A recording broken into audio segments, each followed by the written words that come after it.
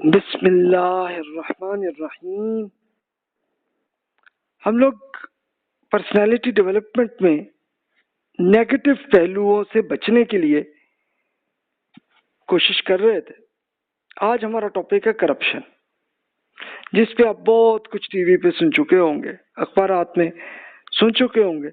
تو ہمیں تو اپنی اسیسمنٹ کرنی ہے کہ ہم اس پہ عمل کر رہے ہیں کہ نہیں. تو اسی کی ڈیٹیل ورڈز کر دیتا ہوں. پرسنالٹی ڈیولپمنٹ کے لیے پلان ہمارا یہ ہے، اور نیگیٹو میں جن سے بچنا آج ہمارا ٹاپک ہے کرپشن. اب اس کی وہی برین سٹارمنگ کرتے ہوئے پہلا کوشچن اس پہ ہم کرتے ہیں کہ اسلام کی دعوت کو فروغ کرنے کے لیے مسلمانوں کو اپنے اندر کیا تبدیلی کرنی چاہیے. بات تو ہم کرپشن میں کر رہے تھے، تو یہ ہم دعوت پہ آ گئے. یہ کیا بات ہے؟ اس کا مطلب کوئی لنک ہے اس کا کہ کرپشن سے ہمیں بچنا ہے، تبھی ہم دین کی دعوت پہنچا سکتے ہیں، ادروائز نہیں. ایک کیس اسٹڈی ہے کاندھلا، انڈیا کا ایک شہر ہے. اس میں ایک مقدمہ ہوا تھا کہ ہم بھی اس پہ کردار کا مظاہرہ کرتے ہیں یا نہیں کرتے. اب یہ کاندھلا کا کیس کیا ہے، اس کے لیے آپ چاہیں تو ابھی آپ گوگل میں سرچ کر کے دیکھ لیں، اور نہیں تو ابھی لیکچر میں سن لیں. میں ابھی تفصیل عرض کر دیتا ہوں واقعہ کیا ہوا تھا اور اس کا پھر رزلٹ کیا ہوا. کرپشن کے معاملات میں موجودہ دور میں ہماری نسبت مغربی ممالک ایک بہتر مقام پر کیوں کھڑے ہیں؟ اس کی کیا ریزن ہے؟ یعنی مغربی ممالک سے مراد یورپ، امریکہ. کرپشن وہاں پہ بھی ہے لیکن نسبتاً کم ہے، ہمارے ہاں زیادہ ہے. What's the reason? اس پہ آپ غور کر لیں.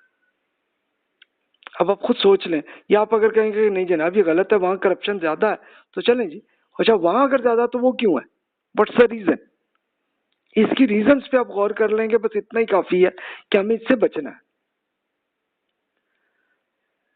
آپ کے خیال میں کرپشن کو کس طریقے سے کم سطح پر لایا جا سکتا ہے؟ کوئی طریقہ ہے ایسا کہ جس سے ہم کرپشن سے بچ سکیں؟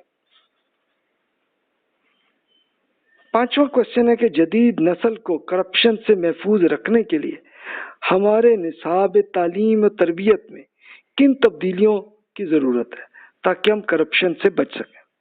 اس کے لیے کوئی سجیشن اب خود آپ کے ذہن میں آئیڈیا آنا چاہیے، اس کے آپ کر لیں، تاکہ آپ اگر ایک اسکول یا کالج آپ بنانے لگے ہوں، جب کبھی بھی یا لیکچرز آپ ڈلیور کرنے لگے ہوں یا آپ بکس لکھنے لگے ہوں، تو پھر آپ کو وہی فائدہ ملے گا کہ آپ ان چیزوں سے بچ سکتے ہیں. تو آئیے اب ہم ڈیٹیل سے بات کرتے ہیں. اب وہی جو وہ کاندھلا کا جو واقعہ تھا وہیں سے ہم سٹارٹ کرتے ہیں. وہاں ایک مقدمہ ہوا تھا، ایک زمین کا مقدمہ تھا، اور اس میں کچھ ہندو حضرات تھے، ان کا کلیم تھا کہ بھی یہ ہماری زمین ہے، اور کچھ مسلمان حضرات تھے، ان کا بھی تھا یہ.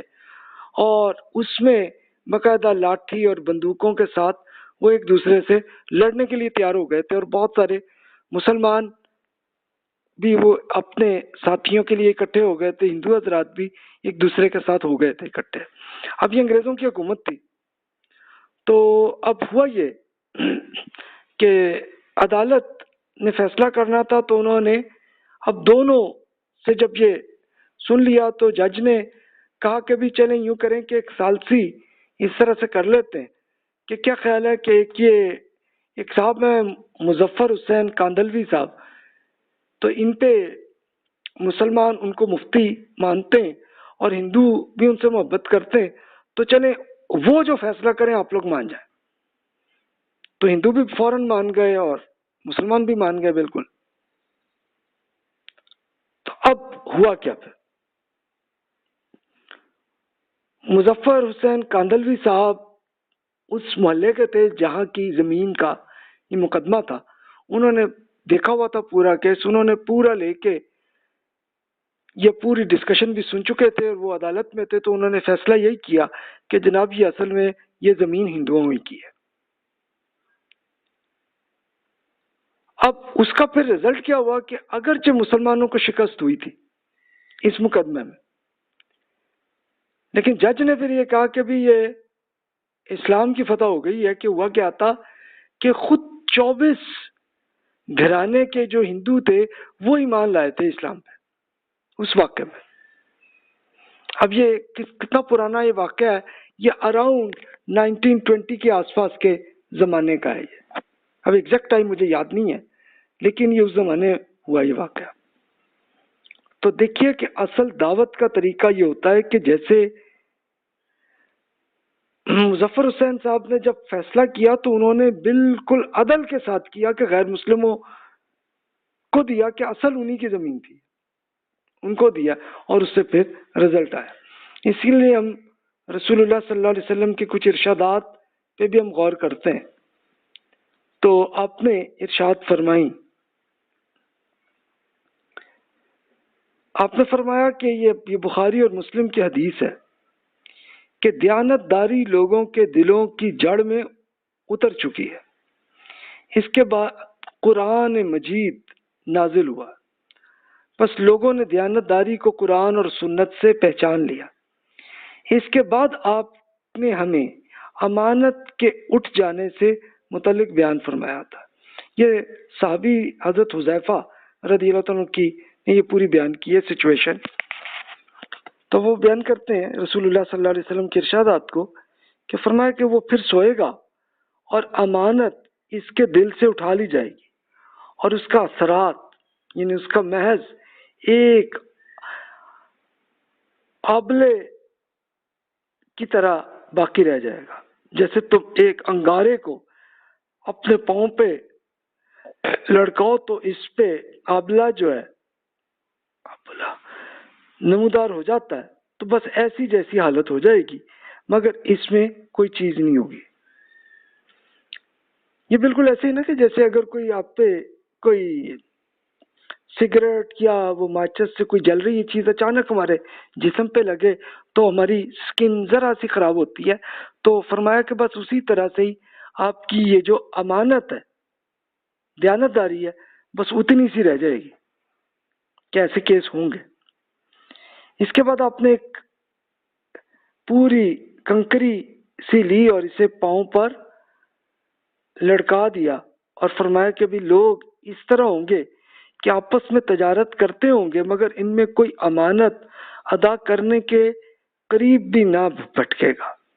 نوبت یہاں تک پہنچ جائے گی کہ فلاں لوگوں میں ایک دیانتدار شخص رہتا ہے. اس کے بعد نوبت مزید یہاں تک پہنچ جائے گی کہ آمدنی کے آدمی کو کہا جائے گا کہ یہ کتنا مضبوط، ہوشیار اور عقل مند ہے، حالانکہ اس کے دل میں رائے کے دانے کے برابر بھی ایمان نہ ہوگا. تو رسول اللہ صلی اللہ علیہ وسلم نے بعد کے زمانے میں کہ جب لوگ قرآن کو چھوڑیں گے تو پھر یہ واقعہ ہوگا.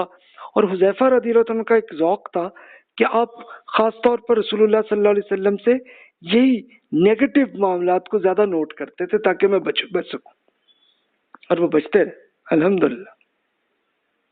اب ہسٹری میں بھی آپ کو ایگزامپلس مل جائیں گی ایسی، اور آج کل کے زمانے میں بھی آپ کو مل جائیں گی.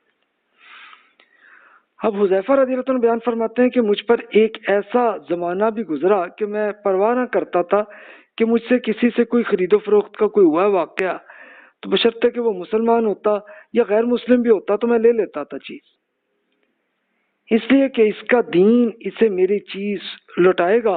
اور اگر کوئی یہودی یا عیسائی یعنی غیر مسلم ہوگا تب بھی پرواہ نہیں کرتا تھا، کیونکہ اس سے اپنے دین کی تعلیمات پر عمل نہ کرتے ہوئے بھی بد دیانتی اگر وہ کرے گا تو حکومت کا کوئی جو پولیس والا مجھے میری چیز واپس کروا دے گا.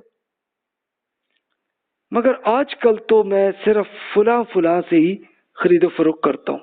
یعنی حذیفہ رضی اللہ عنہ پھر انہوں نے یہ بیان فرمایا کہ ان کی زندگی میں پھر ایسے واقعہ ہوئے کرپشن کے کہ پھر انہوں نے احتیاط کرنی شروع کر لی. یہ کب کی بات ہے؟ یہ اسپیشلی کہ جب صحابہ کرام رضی اللہ عنہم کی حکومتیں ختم ہو گئی تھیں تو اب پھر اس کے بعد بادشاہت آ گئی تھی، تو پھر اس طرح کے واقعے ہوئے کہ لوگوں نے یہ حرکتیں کرنی شروع کر دی تھی. تو اس سے ایک وہ دلچسپ وہ کیس ہے وہ میں عرض کر دیتا ہوں کہ بنو امیہ کی بادشاہت بن گئی تھی.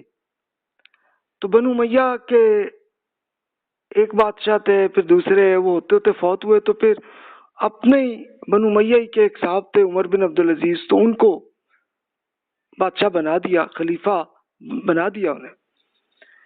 تو انہوں نے ایک یہ کرپشن کی ایک ایکچوئل کیس وہ جانتے تھے کہ یہ کیس ہے. وہ یہ تھا کہ بنو امیہ نے حکومت کی ایک زرخیز زمینیں وہ رینٹ پہ لی ہوئی تھی، تو لی تھی اور لے کے بڑی آمدنی، یعنی اب یہ ایگریکلچرل ایج تھی تو وہیں سے بڑی آمدنی وہ آتی تھی. تو وہ انہوں نے یہ کیا تھا، وہیں سے یہ بہت امیر بنتے چلے جا رہے تھے.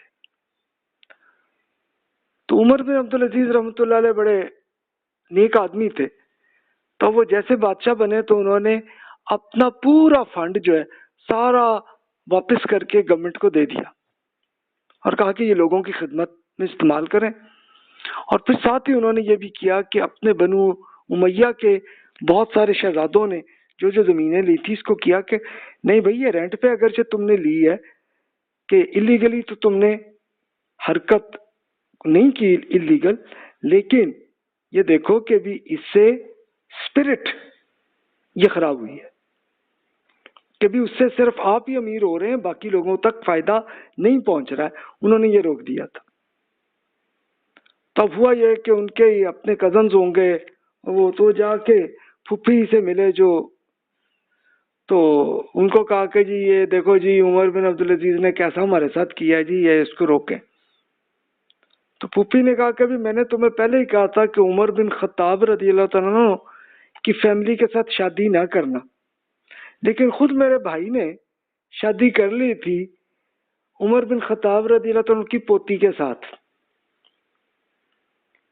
اور وہ پھر اگلی نے کیا کیا کہ وہ ایک کپڑے میں لپیٹ کے ایک نئے عمر کو لے آئی سامنے.